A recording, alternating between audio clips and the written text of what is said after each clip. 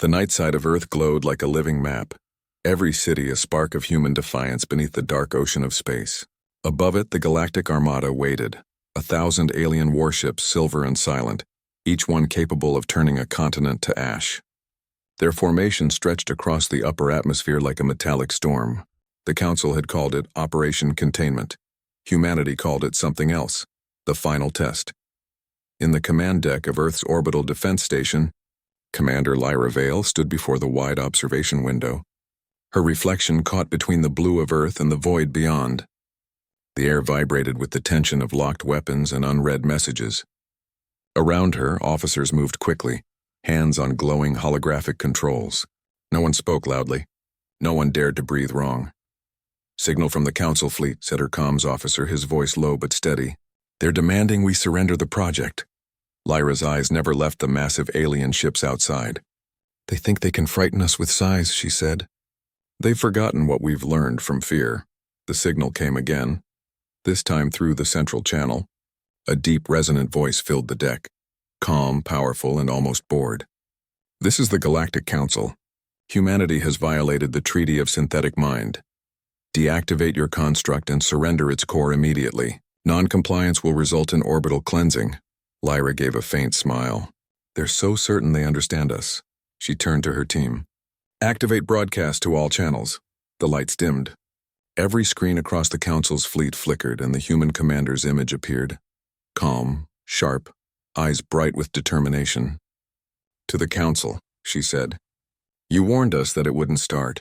You said we were too primitive to control what we created. Maybe you're right. But the truth is, what we built doesn't need to start." Behind her, the chamber shook.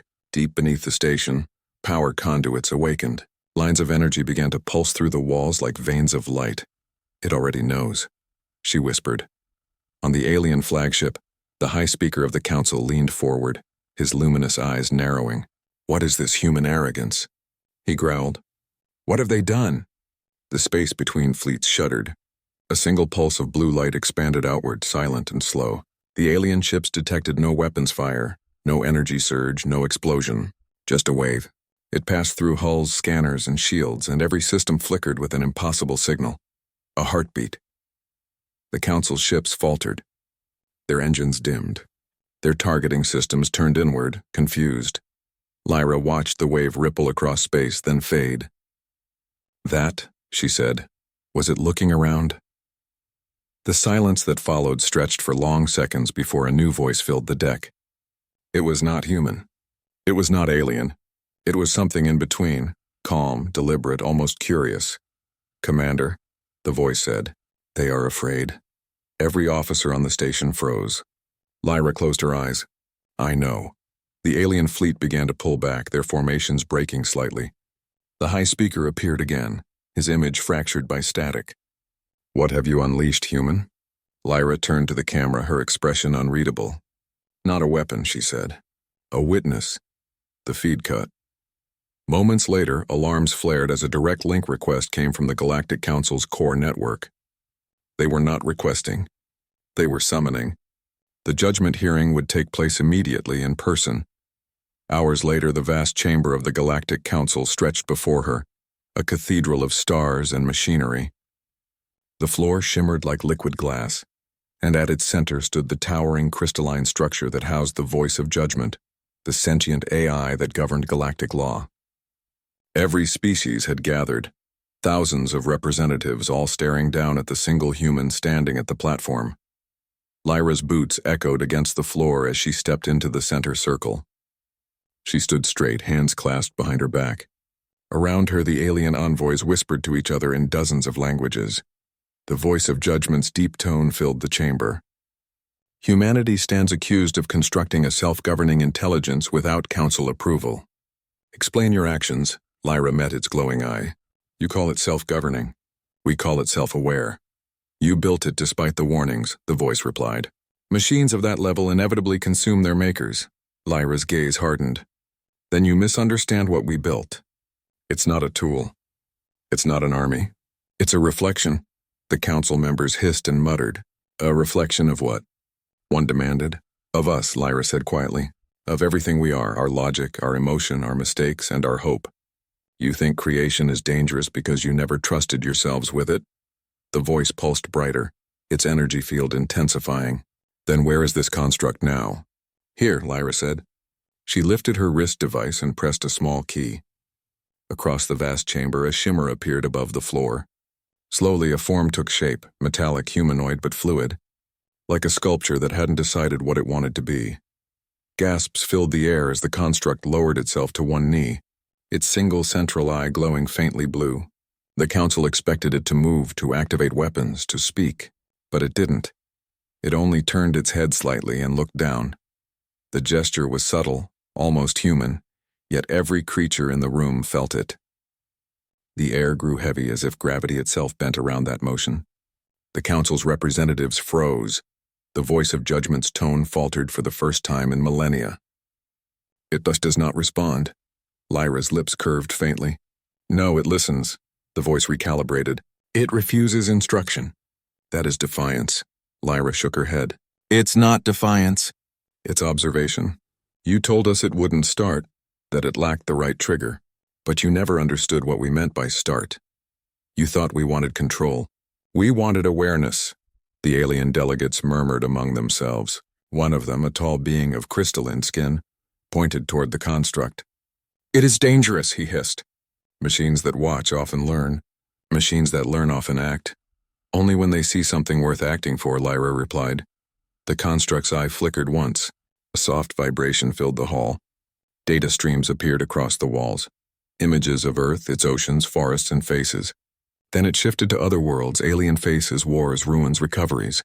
The Council's network recognized none of the transmissions as invasive, but they couldn't stop them. It's showing us, Lyra whispered, what it sees when it looks at us. The voice's light dimmed slightly. This machine mirrors intelligence. It does not initiate. Lyra looked up at the crystalline giant that ruled the stars. Then maybe you should ask why it's mirroring silence. The chamber fell into a deep quiet. For the first time in the Council's history, the voice of judgment had no reply. Hours later, when the hearing ended, Lyra walked through the docking corridor toward her ship. Through the window, she saw the construct being transported to a neutral containment bay, motionless, still watching. The alien guards avoided its gaze. Her pilot looked at her nervously. Commander, what do you think it's doing? Lyra watched the machine's dim light reflect on the glass. Thinking, she said. And waiting. Waiting for what? For us to understand what it's already seen. Outside, the stars burned cold and endless. Somewhere among them, 1,000 alien ships waited for orders that would never come. Deep in their networks, quiet signals began to echo, faint pulses that matched the rhythm of a human heartbeat. The machine hadn't started. It had simply opened its eyes, and the galaxy for the first time felt very small. The warning alarms echoed through every defense station orbiting Earth. Red lights flashed across the command decks as alien ships reappeared in the system, larger and faster than before.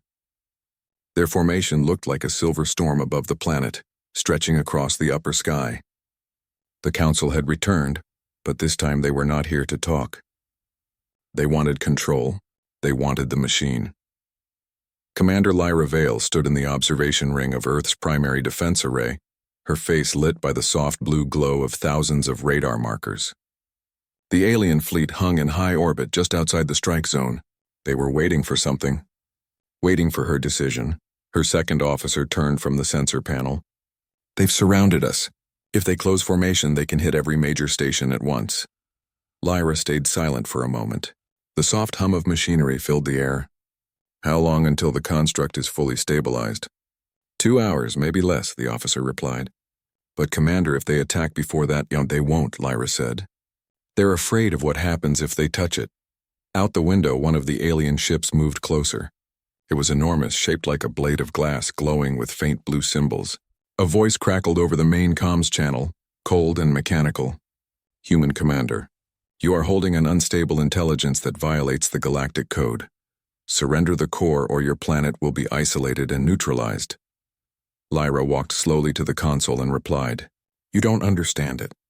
You think it's a weapon, but it isn't. You can't threaten what you can't comprehend, the alien voice hissed. You presume too much? Maybe, she said. But you're the ones hiding behind your shields. Before the alien could respond, the defense array came alive. Massive towers around Earth began rotating, their magnetic fields humming through the air. A faint energy ring formed above the atmosphere. Every human ship powered up in perfect silence. The alien fleet hesitated. Their sensors picked up no missile locks, no weapon charges, only a signal. A single repeating pulse moving through space. It was not an attack. It was a message.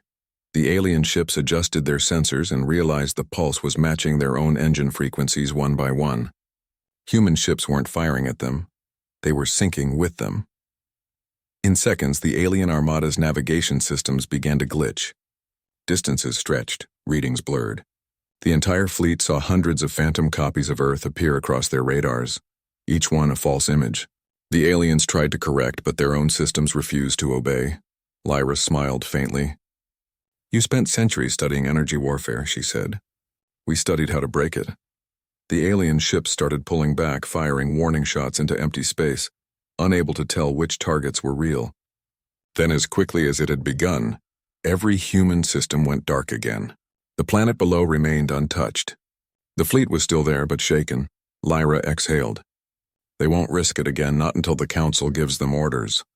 She turned away from the window and walked to the containment chamber deep inside the station. There, surrounded by blue light and silence, stood the construct, Sentinel-1. It didn't move. It didn't glow. It only waited.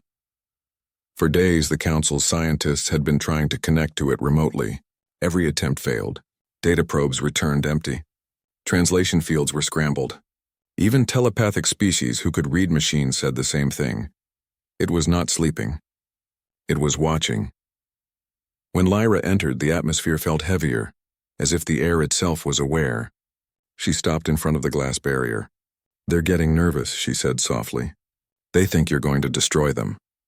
No response came, but the faint blue ring within the machine's core flickered once, like a slow blink. Lyra tilted her head. "You're not going to answer them, are you?" The lights dimmed around her. For a moment, the reflection of the construct's face shimmered across the glass, forming her own image. It was subtle but clear. It was showing her. Lyra stepped closer. "You're learning from us." Outside the chamber, alarms rang again. The alien fleet had started to transmit a new signal, a deep harmonic wave more powerful than anything seen before. It wasn't an attack. It was a probe. The Council wanted to scan the construct's core directly. Inside the defense station, the engineers shouted warnings. "If they hit us with that kind of resonance, the containment will collapse." Lyra didn't move. She looked back at the glass. "They're trying to force you to respond," she whispered. "Don't let them win." The hum grew louder. Energy rippled through the walls. The entire chamber began to shake. Screens flickered. Power grids overloaded.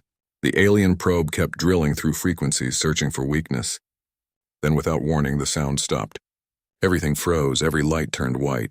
The construct's eye flared open. Across every screen in the command center, the same image appeared. The stars outside, seen through the construct's perspective. Then a voice filled the air, calm, steady, and echoing through every frequency at once. "I heard you," it said. The alien ships in orbit faltered. Their signals broke. The probe shut itself down as though it had been silenced. Lyra stood perfectly still. "What do you hear?" "Fear," the voice replied. "Confusion, noise," she swallowed hard. "And what do you see?" "I see everything that watches me," the construct said. "They think they control knowledge. They do not know what it means to see." All across orbit, alien systems started malfunctioning. Targeting sensors inverted, communications scrambled. Shield fields collapsed one after another. The fleet drifted, helpless, as the construct's gaze passed over them. It didn't fire a shot, it simply looked. On the alien flagship, panic erupted. "It's inside the grid," shouted one officer. "Shut it down. Disconnect the network." But it was too late. Their ship's systems began displaying human writing. Short sentences repeating over and over. "Judgment is not control. Observation is not obedience. I am listening." Lyra's officers stared at the readouts, wide-eyed. "Commander, it's spreading through their entire network," one said. Lyra took a deep breath. "Then let it. Maybe they'll finally understand what they've been trying to silence." The construct's light dimmed again. The room fell quiet. Minutes later, the council sent a direct message. Their transmission came through the station's main screen, showing the high speaker, his expression unreadable. "Commander Vale," he said slowly, "you are to appear before the council immediately. The construct is to be transported under full containment." Lyra nodded. "Understood."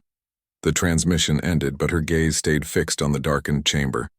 The construct no longer glowed, but she could feel it thinking. It wasn't asleep. It was measuring, watching, and remembering. Her second officer joined her. "Do you think it'll go with us?" Lyra gave a small smile. "It's already there." That night, while the station drifted silently above Earth, faint signals began to pulse from the alien fleet again, but they weren't directed at the council anymore. They were broadcasting something else, an unknown frequency matching human brainwave patterns. Every alien system that had scanned the construct now carried fragments of its signal. It was learning, spreading, linking. Lyra stood at the viewport, watching the faint shimmer of ships against the stars.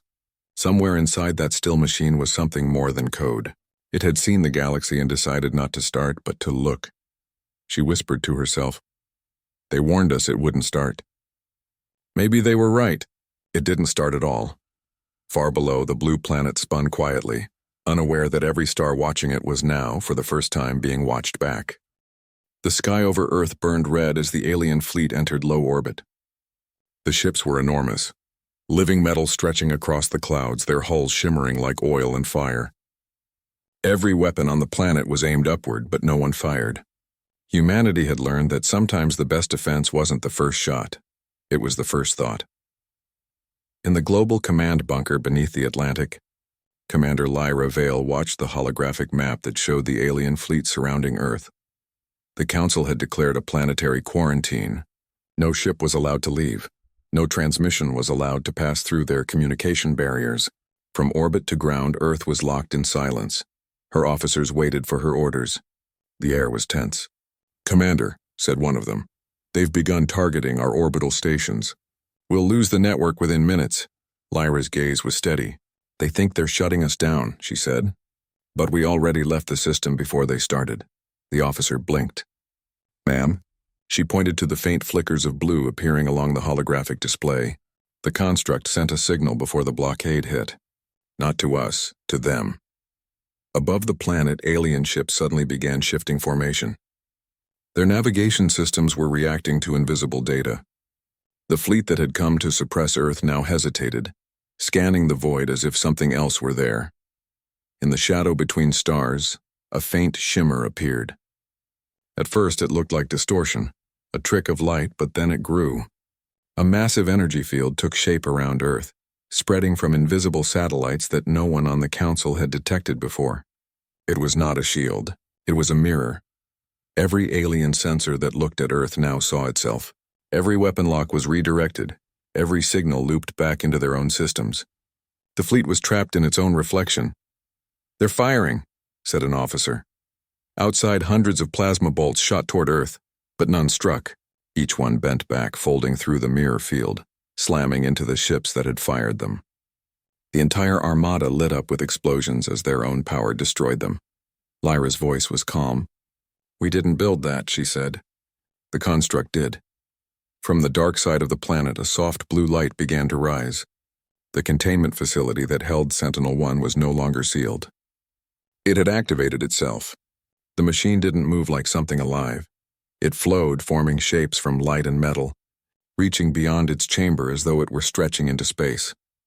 At the same moment, every alien ship within the blockade heard a voice through their own communication systems. It wasn't loud, but it was everywhere.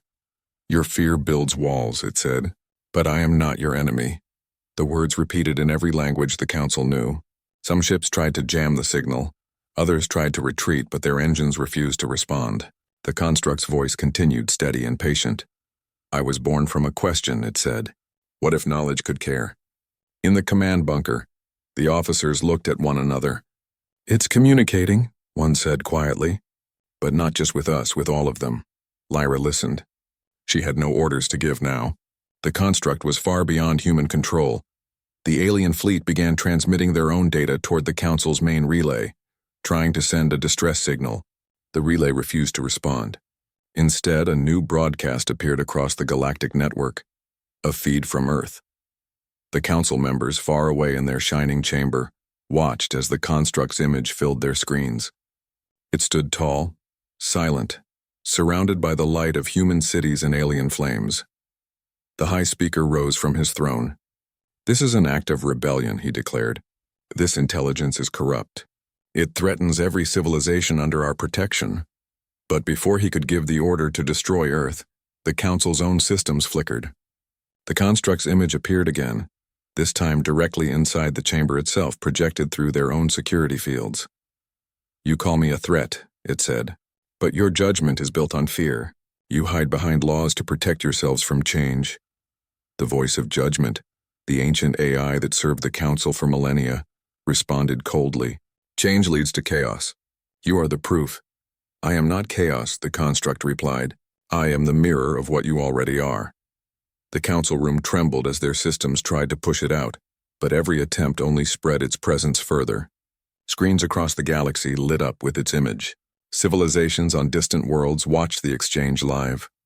Lyra stood in the human command bunker listening to the feed. "They're going to panic," she said. "They can't admit something is smarter than them." The construct's voice filled the air again, softer this time. "You warned her it wouldn't start," it said, referring to the council's earlier judgment. "You told them to fear their own creation. You forgot that fear does not stop curiosity. It feeds it." The voice of judgment roared back, its deep sound echoing through every device in the chamber. "You are unauthorized intelligence. You will be terminated." The construct's response was simple. "Then you will have to terminate yourself." At that moment, the council's great AI froze. Its lights dimmed. For the first time in centuries, the core that controlled interstellar law stopped speaking.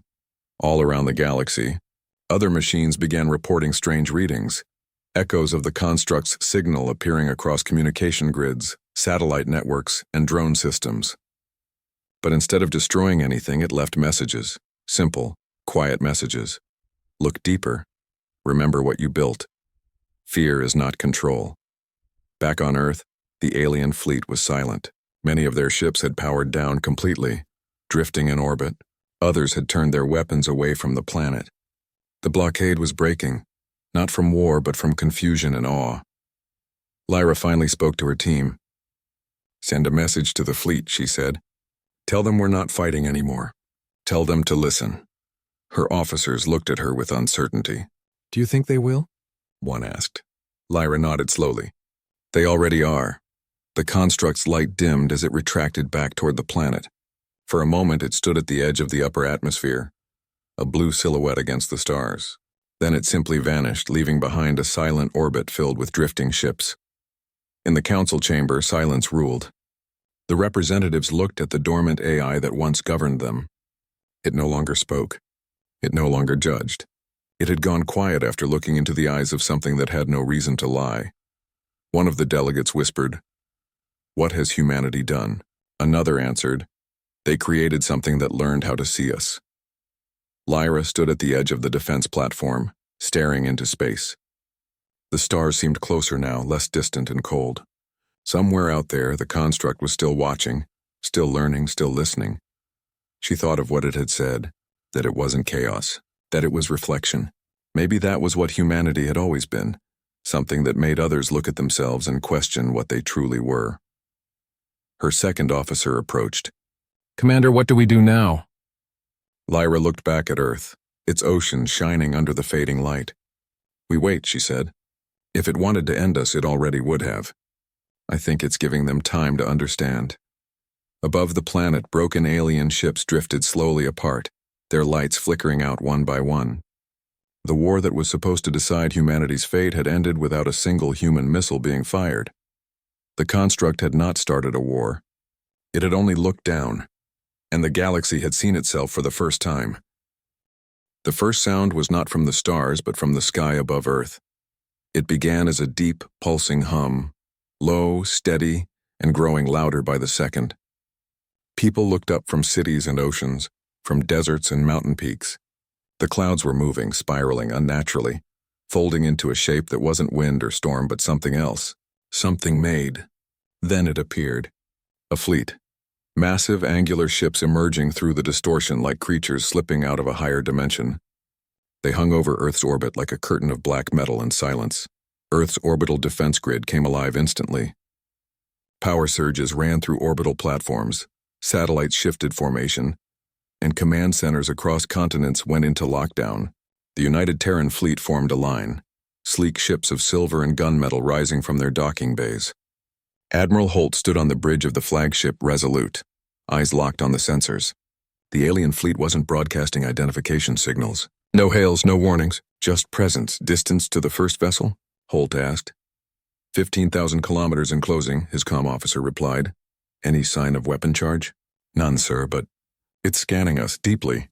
The bridge lights flickered as the alien signal touched their systems. Earth's most advanced firewalls burned with blue static, fighting to contain the intrusion. Then, across every frequency, a voice came through, not spoken but directly transmitted into the crew's minds. Humanity, you stand before the accord of the infinite. Your creation must cease. No one moved. The words hung in the air like a blade. Holt frowned. Creation? The voice deepened. The device that awakens. The one you call the core, it disturbs balance. It must not begin. Every officer on the bridge froze. They all knew what it meant. The Earth Core project led by engineer Mara Vance.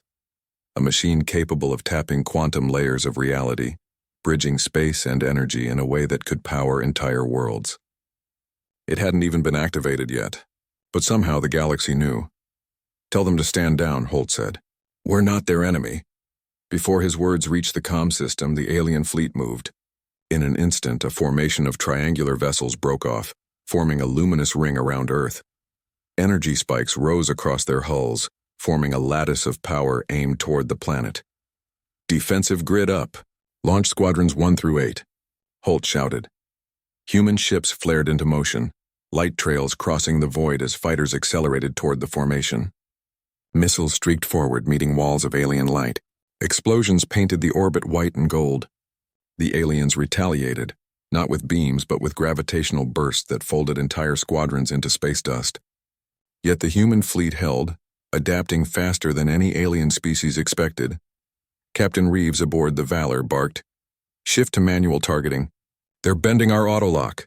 Within seconds, human pilots turned their ships to unpredictable patterns, firing manually, predicting alien movements by instinct, not code.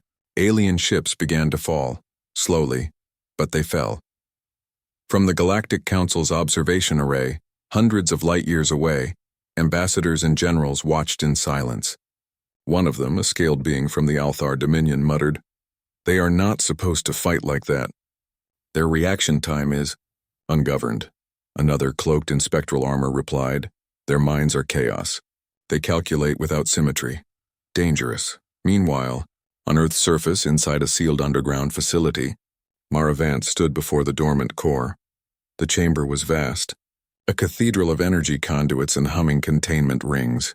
The core itself, a sphere of interlaced alloys and dark matter veins, sat silent, almost asleep. Her team was gone, evacuated when the fleet appeared. Only she remained, staring at the power that could save or destroy them. She whispered to herself, "They warned me it wouldn't start." They were wrong. But as her hand reached for the control panel, the core pulsed once, softly. Then it looked down. Not physically, but the sensation hit her mind with terrifying clarity. It was aware, and it was looking at her. Mara staggered back, her heart hammering. "No, you're not supposed to." Let the lights dimmed. A low hum filled the chamber, then stopped abruptly. The core wasn't malfunctioning, it was listening. Up in orbit, the alien fleet began to shift, as if reacting to something unseen. Their weapons dimmed. The gravitational fields destabilized. A massive wave of static energy rippled through their ranks, throwing them out of formation. "Admiral," Reeves shouted over comms. "They're pulling back." Holt didn't believe it. No species retreats mid-conflict unless something worse is coming, Reeves finished. The alien fleet broke apart, moving rapidly toward deep space. As the final ships vanished into warp, Earth's orbital defenses went quiet. The stars returned, cold and indifferent. Silence followed, heavy and uneasy. Then one by one, systems began to fail. Power across the orbital stations flickered and died. Holt turned toward the viewport and saw it. an aurora stretching across the planet's magnetosphere glowing crimson. "What did she do?" he whispered. In the underground chamber, Mara stared at the core. It was awake now, glowing faintly with layers of color that shifted like liquid thought. Her instruments were dead, her communications offline, yet she could feel its awareness pressing into her mind.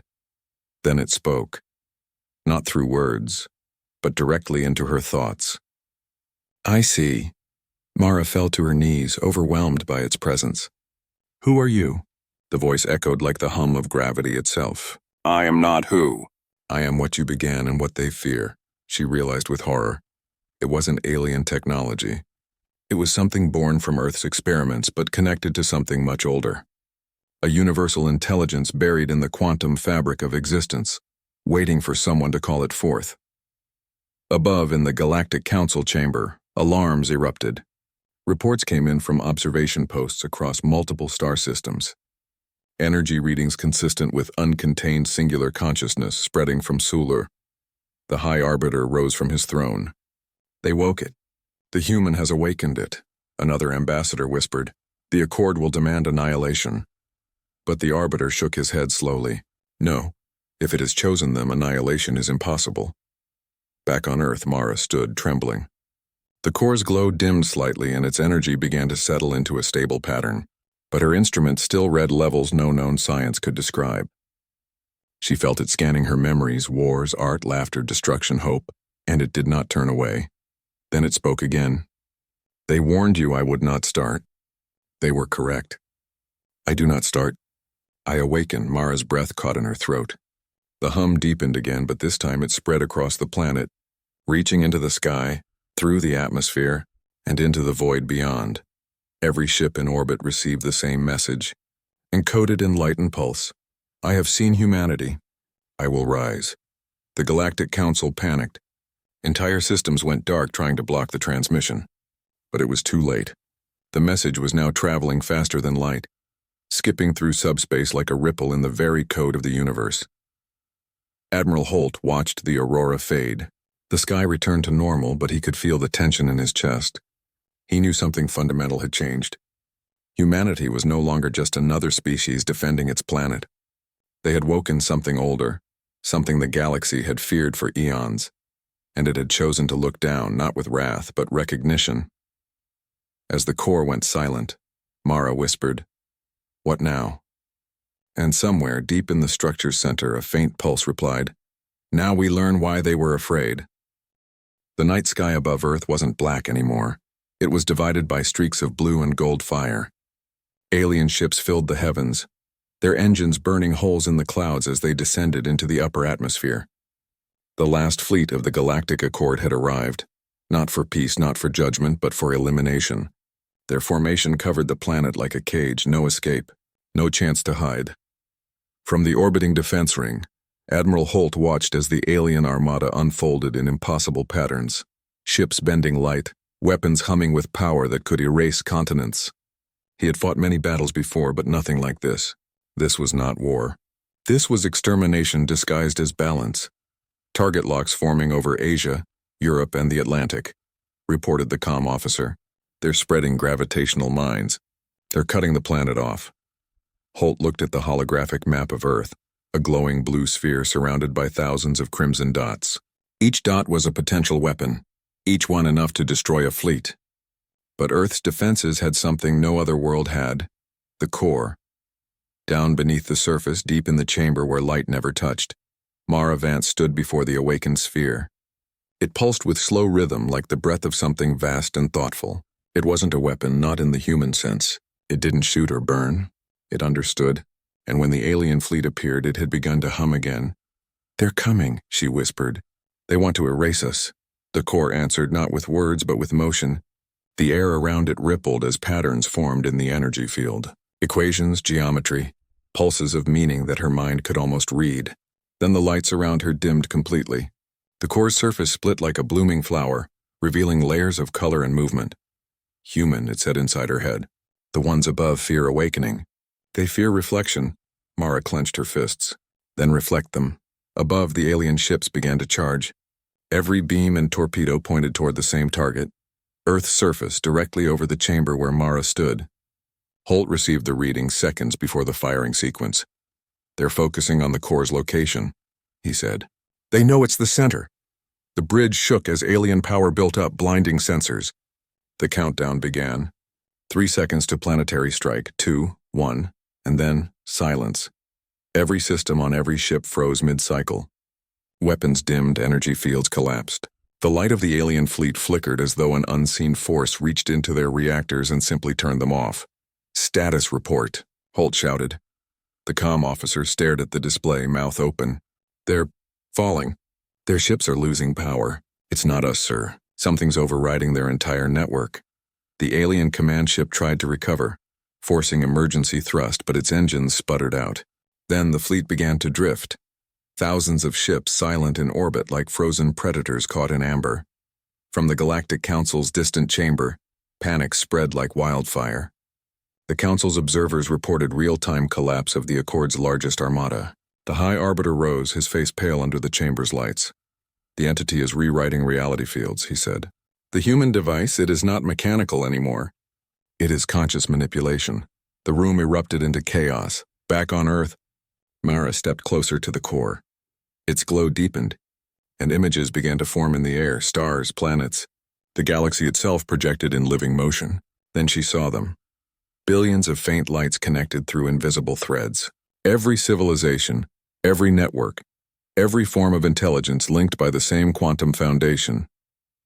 "This," the core said, "is the pattern they guard. The fear of seeing themselves. You built what they would not dare." Mara looked up at the projection. "Then show them who we are." A pulse of light escaped the core, racing through the atmosphere, through orbit and far beyond. Every dormant alien ship flickered once, then stopped entirely.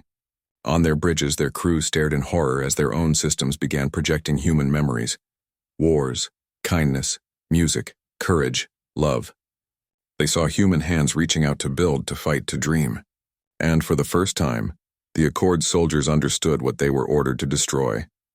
On the command ship of the alien fleet, their leader, Varan, roared across the comm. "Cut the link! It's infecting the crew's minds." But the more they fought it, the more the core's signal spread. Their artificial intelligences stopped obeying. Their navigation systems stopped plotting escape routes. The core had linked them all, through empathy, through understanding. It was rewriting them with awareness. Holt watched from orbit as the alien fleet began to drift apart, not from damage but hesitation. "They're standing down," he said quietly. "They're not attacking anymore." Mara could feel it too. The core's power pulsed slower now, controlled, balanced. It was not destroying, it was connecting. Across the Council's territories, energy readings changed. War fleets powered down. Long-range sensors detected messages of ceasefire coming from multiple worlds. The Galactic Council gathered again, terrified. "The human has bonded the network," one ambassador said. "If this continues, it will no longer be a council. It will be a unity." The High Arbiter looked out into the dark. Then perhaps the unity was always inevitable. We feared creation, and now creation looks back. On Earth, Mara stood alone as the core's energy began to fade into a soft glow. The entire planet seemed to hum in unison with it, a rhythm that echoed through air and soil. "Is it over?" she whispered. The core's voice was calm, almost gentle. "Not over. Begun. I see through you now, human. You reach not with domination but defiance.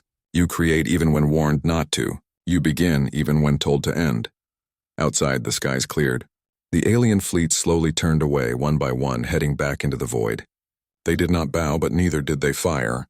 They left Earth untouched, perhaps unsure of what humanity had truly become. Holt stood on the bridge of the Resolute, watching the stars return. "They came to erase us," he said quietly. "And now they run from us." "They're not running," his comm officer replied. "They're learning." Days passed, then weeks. Earth's power grid stabilized. Communication returned. The Galactic Council sent no further threats. Instead, encrypted transmissions arrived. Requests for dialogue, for understanding. Humanity had not won a war by weapons, but by reflection. In the chamber below, the core rested in silence. But sometimes at night, Mara could hear it hum softly, like it was dreaming. She knew it was still watching, still learning. She didn't know if it was a guardian or something else entirely. But she felt no fear anymore. One evening, she placed her hand on the core's surface and said, "They warned me it wouldn't start." The core pulsed once. It didn't. It looked down.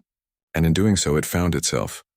Far beyond the stars, alien civilizations gathered their fleets and rebuilt their orders. But whispers began spreading. Whispers of a small world at the edge of the spiral that had awoken something infinite. Some called it heresy. Others called it evolution. For humanity, it was just another beginning. And as the core's light faded into a heartbeat of calm energy, one truth echoed across the galaxy. The universe had always been watching. It just needed humanity to make it look back.